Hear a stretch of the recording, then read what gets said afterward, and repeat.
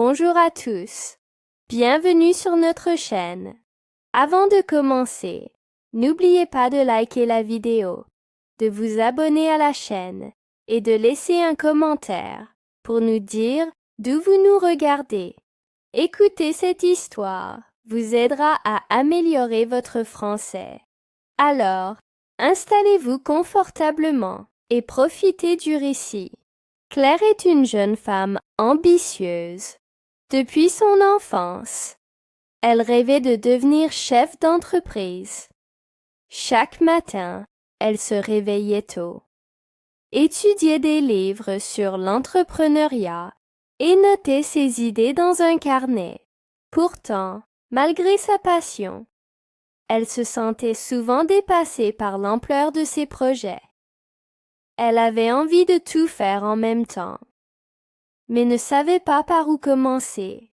Au début, Claire travaillait sans relâche. Elle passait des nuits blanches à élaborer des plans marketing, à dessiner des logos et à chercher des fournisseurs. Mais quand elle ne voyait pas de résultats immédiats, elle commençait à douter. Les erreurs s'accumulaient. Une facture oubliée, un rendez-vous manqué, un email resté sans réponse. Chaque petit obstacle devenait un mur infranchissable. Un jour, Claire assista à une conférence sur le succès personnel. L'orateur parla de la discipline comme d'un muscle à entraîner chaque jour. Il expliqua que la discipline n'était pas une contrainte, mais une liberté. Elle permettait de choisir ses actions plutôt que de subir ses émotions. Ces mots frappèrent Claire en plein cœur. Elle comprit qu'elle devait apprendre à se discipliner pour avancer. De retour chez elle, Claire décida de mettre en place un plan de discipline. Elle écrivit 3 objectifs clairs. Se lever à 6 heures chaque matin. Travailler 2 heures sans interruption sur son projet principal. Et consacrer 30 minutes à l'apprentissage d'une nouvelle compétence. Elle colla ses objectifs sur son miroir pour les voir chaque jour. Le premier matin, le réveil sonna à 6 heures. Claire avait envie de rester sous la couette. Son oreiller était confortable et son lit invitait à la paresse. Pourtant, elle se rappela ses engagements et sortit du lit. Ce petit effort initial lui donna un sentiment de fierté. Elle se sentait déjà plus forte. Ensuite, elle se mit à travailler sur son projet pendant 2 heures. Pour éviter les distractions, elle éteignit son téléphone et ferma les onglets inutiles sur son ordinateur. Elle se concentra uniquement sur la tâche du jour. Rédiger un plan de présentation pour ses futurs clients. À la fin de ces 2 heures, elle avait accompli plus qu'en une journée normale. Après le travail matinal, Claire passa 30 minutes à apprendre. Elle suivit une leçon en ligne sur la gestion du temps, puis fit des exercices pratiques. Petit à petit, elle sentit ses compétences s'améliorer. Elle découvrit de nouvelles méthodes pour organiser son emploi du temps et gérer ses priorités.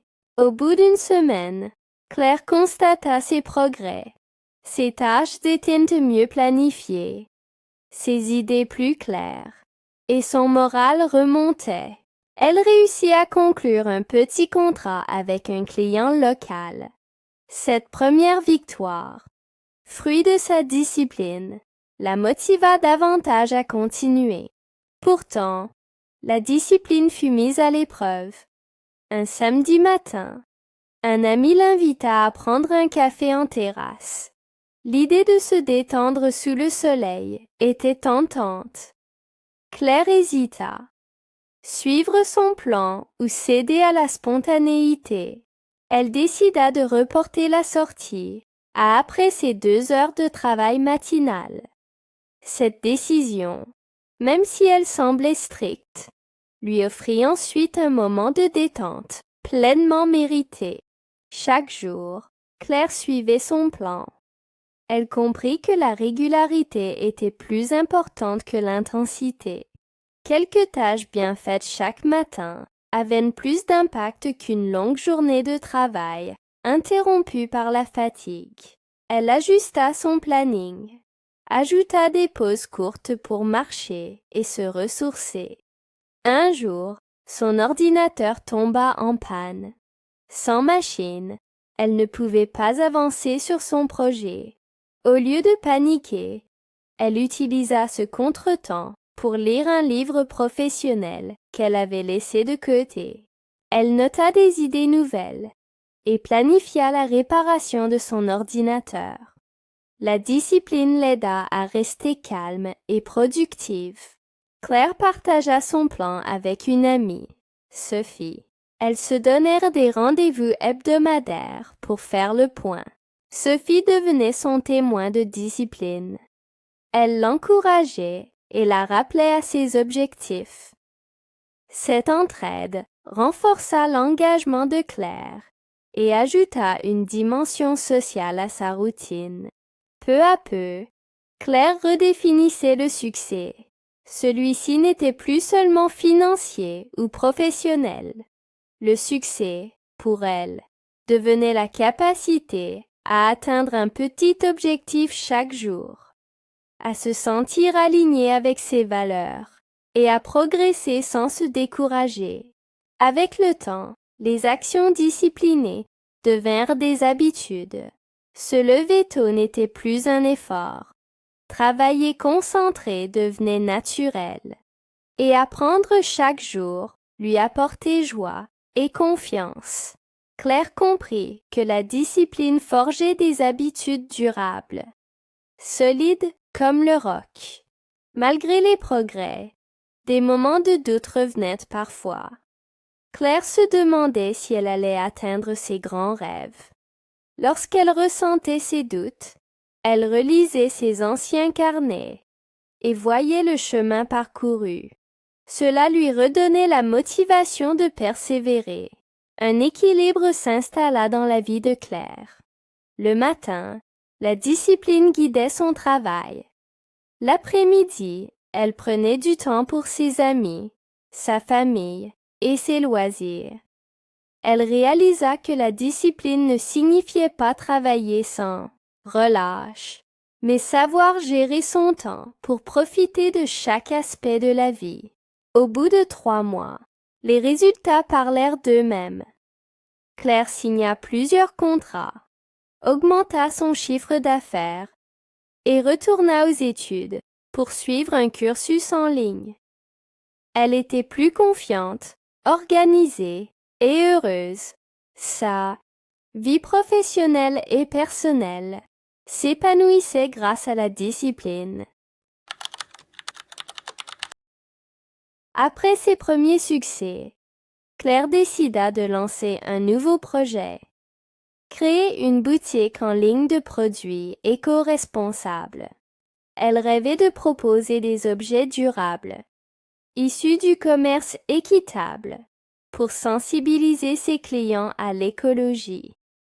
Ce défi était plus ambitieux et plus complexe que ses précédents contrats. Pour sélectionner ses fournisseurs, Claire se mit à rechercher des labels et des certifications.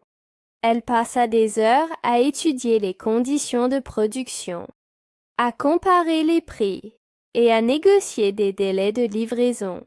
Chaque soir, elle notait les points forts et les faiblesses de chaque proposition dans un tableau précis. Parallèlement, Claire devait communiquer sur son futur site. Elle écrivit des articles de blog pour expliquer l'importance du choix des matériaux et des circuits d'une cour. Elle créa des visuels simples mais percutants.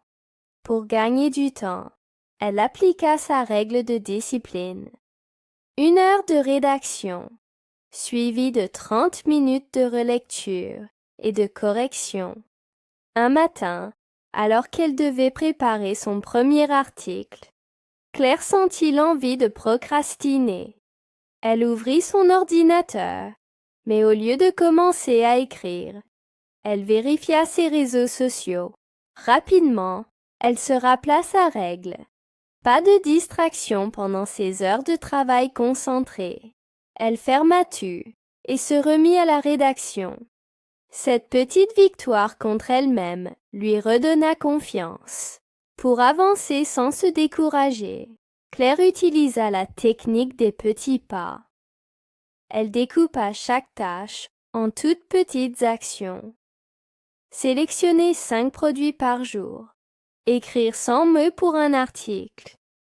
Contacter 2 blogueurs pour du partenariat. En multipliant ces actions, elle avançait chaque jour vers son objectif sans être submergée. Un obstacle survint. Les premiers échantillons reçus ne répondaient pas aux normes qu'elle souhaitait. Plutôt que de céder au découragement, Claire utilisa sa créativité. Elle contacta un atelier local de tissage pour créer un prototype sur mesure. Cette initiative personnelle ajouta une valeur unique à sa boutique. Quand le prototype fut prêt, Claire l'envoya à quelques clients fidèles pour recueillir leur avis. Elle créa un court questionnaire en ligne et offrit un petit cadeau à ceux qui répondaient. Les retours furent précieux.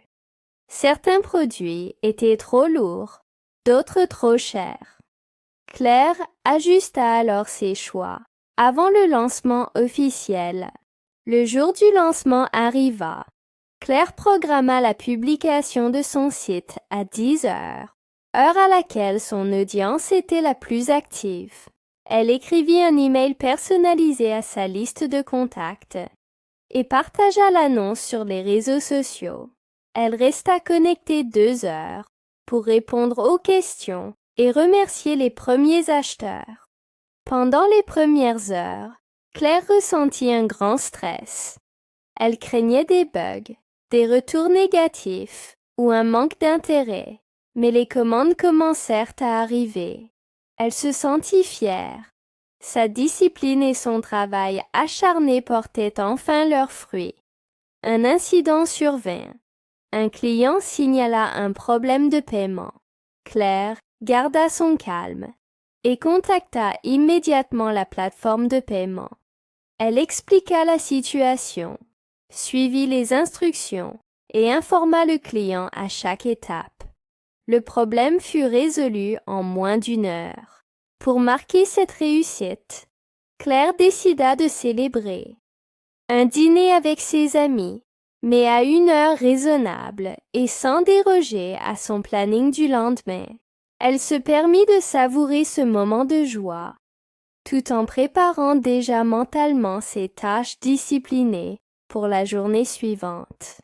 Avec la boutique en ligne en plein essor, Claire réalisa qu'elle ne pouvait plus tout gérer seule. Elle embaucha un assistant à temps partiel pour la logistique et un freelance pour la communication. Elle forma ses nouveaux membres à sa méthode. Chaque matin, un point de 30 minutes pour suivre les objectifs de la semaine.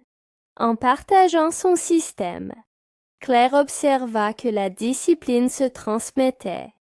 Son équipe apprit à structurer son travail, à planifier ses tâches et à respecter ses engagements. Le climat de travail devint plus serein et plus efficace, et les résultats collectifs furent encore meilleurs. Dans le même temps, Claire continua d'appliquer sa discipline à sa vie personnelle. Elle fit du sport 3 fois par semaine, médita 10 minutes chaque matin et se coucha à heure fixe. Elle constata les effets positifs, moins de stress, plus d'énergie et une meilleure qualité de sommeil. Sa boutique devint rapidement un succès local. Les clients appréciaient la qualité des produits et la transparence de la démarche. Claire fut invitée à parler lors d'un événement sur l'entrepreneuriat durable. Elle y raconta son histoire et insista sur la discipline comme facteur clé de réussite. Après cette conférence, Claire décida de rédiger un guide gratuit. 10 habitudes disciplinées pour réussir son projet. Elle offrit ce guide en téléchargement sur son site. Cette démarche renforça son image d'experte et lui permit de recueillir de nouveaux contacts intéressés par son univers. En regardant en arrière, Claire réalisa le chemin parcouru. D'une idée vague dans un carnet, elle avait bâti une entreprise durable, développé une équipe et inspiré sa communauté.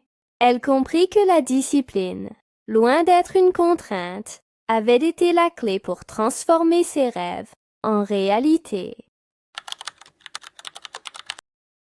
Claire prit un moment pour réfléchir à son avenir. Elle savait que la discipline l'avait conduite jusqu'ici, mais elle voulait aller plus loin. Elle imagina son entreprise dans 5 ans. Un catalogue de centaines de produits éco-responsables, une équipe internationale et des partenariats solides avec des ONG environnementales. Cette vision l'inspira à ajuster ses objectifs annuels et à définir de nouvelles étapes, à franchir chaque trimestre. Pour concrétiser cette vision, Claire établit un plan stratégique. Elle répartit ses objectifs en catégories: développement produit, marketing, logistique et responsabilité sociale. Pour chaque catégorie, elle fixa des indicateurs de performance clairs, comme le nombre de nouveaux fournisseurs certifiés ou le taux de satisfaction client. Chaque mois, elle mesurait ses progrès et révisait son plan selon les résultats obtenus. Claire comprit qu'elle devait continuer à apprendre pour atteindre ses ambitions. Elle s'inscrivit à des webinaires sur le commerce international, suivit des cours en ligne sur le leadership et participa à des groupes de mentorat. Chaque semaine, elle consacra 2 heures à sa formation personnelle. Cette routine devint un autre pilier de sa discipline. Avec la croissance de son entreprise, la pression monta. Claire ressentait parfois du stress élevé, échéances serrées, demandes imprévues, questions financières. Elle utilisa des techniques de respiration et d'ancrage pour rester sereine. Chaque matin, avant de commencer son travail, elle fermait les yeux et méditait 2 minutes pour se centrer. Dans un monde hyper connecté, Claire se rendit compte que les écrans pouvaient être source de fatigue mentale. Elle institua des plages horaires sans écran. Pendant les repas, 1 heure avant le coucher et 1 heure après le réveil, ces moments déconnectés renforcèrent sa concentration et améliorèrent la qualité de ses échanges avec son entourage. Lorsque son projet gagna en visibilité, les critiques apparurent aussi. Certains doutaient de la viabilité économique de son modèle. D'autres remettaient en cause la qualité de ses produits. Plutôt que de se laisser atteindre, Claire accueillit ces retours comme des opportunités d'amélioration. Elle répondit professionnellement, lança des enquêtes de satisfaction et ajusta ses processus selon les commentaires constructifs. Pour continuer à innover, Claire adopta le mentorat inversé. Elle demanda à des jeunes diplômés de la suivre et de partager leurs idées sur les nouvelles tendances digitales. Cette collaboration intergénérationnelle apporta un souffle nouveau à son marketing et à sa présence en ligne. La discipline, pour Claire, signifiait aussi savoir écouter et apprendre des autres, quel que soit leur âge ou leur expérience. En tant qu'entrepreneur responsable, Claire souhaitait mesurer l'impact social et environnemental de son activité. Elle calcula chaque trimestre le volume de déchets économisés grâce à ses produits réutilisables, le nombre d'heures de travail équitable générées et la réduction de son empreinte carbone. Ces chiffres lui permirent de communiquer avec transparence et de motiver son équipe autour d'objectifs concrets. Chaque fois qu'elle atteignait un jalon important, Claire prenait le temps de célébrer. Un atelier de teinture végétale organisé avec son équipe, une sortie nature pour collecter des matériaux biodégradables, ou simplement un moment convivial autour d'un café bio. Ces célébrations renforçaient la cohésion et rappelaient le sens de leur engagement. Claire encourageait son équipe à proposer de nouvelles idées. Elle institua une boîte à suggestions digitale où chacun pouvait déposer ses propositions.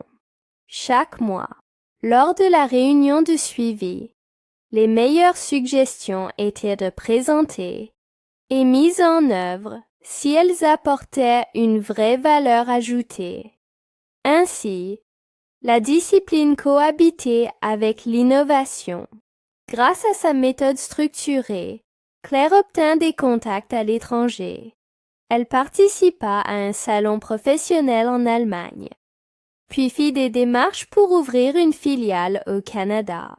Les barrières linguistiques et administratives furent de nouveaux défis, mais sa discipline lui permit de suivre chaque étape avec rigueur et patience. À mesure que l'entreprise grandissait, Claire constata l'impact positif sur sa communauté locale. Elle employait désormais plusieurs personnes, organisait des ateliers de sensibilisation à l'écologie et soutenait des associations de reforestation. La discipline, selon elle, était la clé non seulement de son succès, mais aussi du progrès collectif. Un soir, en relisant ses anciens carnets, Claire nota 10 leçons essentielles.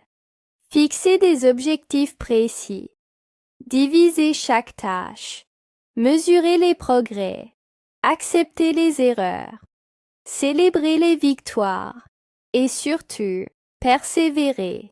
Elle se sentit pleine de gratitude envers tous ceux qui l'avaient soutenue et inspirée au fil du chemin.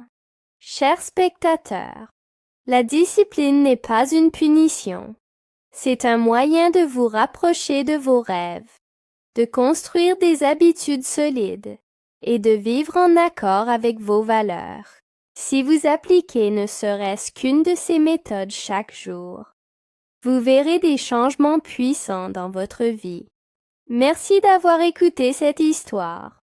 N'oubliez pas de liker la vidéo, de vous abonner à la chaîne et de partager dans les commentaires ce que vous allez mettre en place dès demain pour renforcer votre discipline. À très bientôt pour une nouvelle histoire en français.